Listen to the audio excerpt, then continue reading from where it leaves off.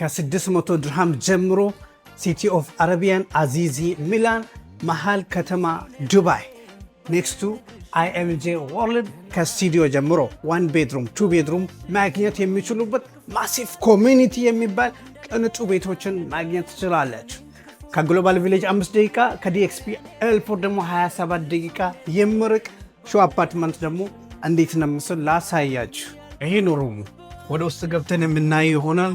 እንግዲህ በሩ ፉል አውቶማቲክ ሲስተሙ ነው። ለሴም ብሎ ደግሞ ኪችኑና ሊቪንግ ሩሙ የተገናኘ ሲሆን